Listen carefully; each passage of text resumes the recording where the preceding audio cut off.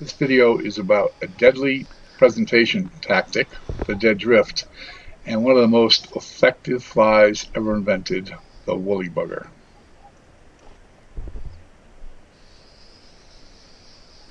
I'm hooked up to a good fish in the San Juan on a dead drift presentation on a woolly bugger. There is, however, some homework you have to do before you get to the point of pulling the fish in.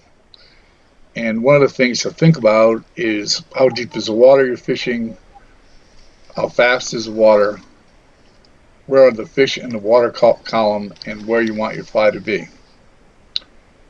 To achieve that, you have to have a selection of woolly buggers, and you have to think about weight. How much does each fly weigh?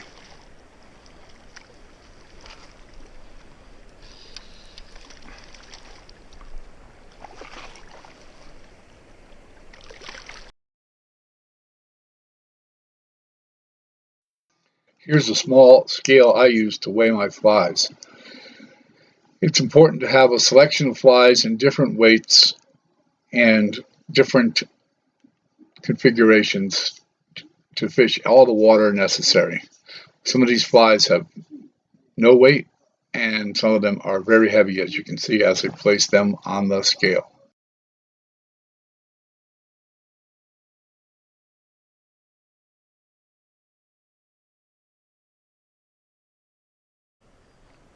After you have the weight right, you have to figure out where in the water are the fish going to be. In this particular stretch of water, I guessed correctly that the fish were in the tailing out current on the right side of the river, and I focused most of my casts to that part of the river.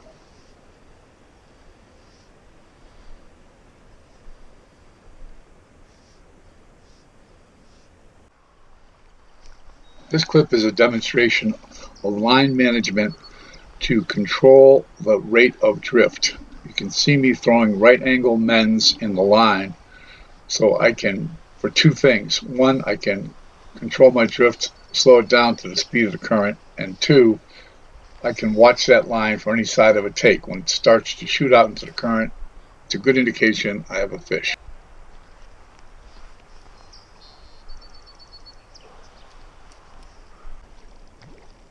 Here's another pretty good hookup.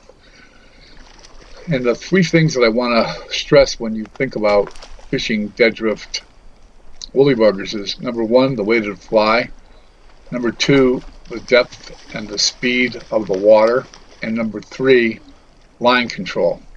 If you can manage those three factors correctly, you have a good chance of hooking up on some fish.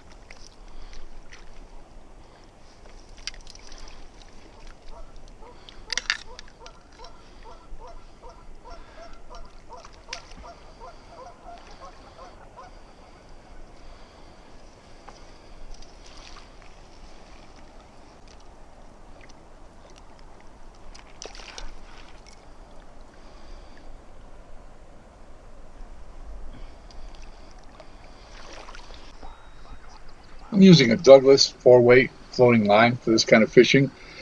Some people might consider that a lightweight rod for this, but I like the way it fishes, and for me, it's important to switch from one tactic to the other during the fishing day. This Douglas is an excellent wet fly rod, and I'm able to manage long casts with woolly buggers that are fairly heavy in a very accurate fashion. I'm using a double tapered floating line. I'm using a Snowbee line that was recommended to me by Davey Watton. I like the Snowbee line. I like the way it casts, I like the way it stays and floats, and I like the white color of it so I can see my strikes.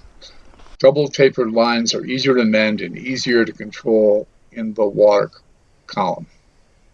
The Douglas rod is an 11-foot rod. 11-foot rods are wonderful to use and helps you a lot in managing line. We're at the end of the video and at the end of the fishing day on the San Juan. Evening's my second favorite time, and I'm going to leave my video right here.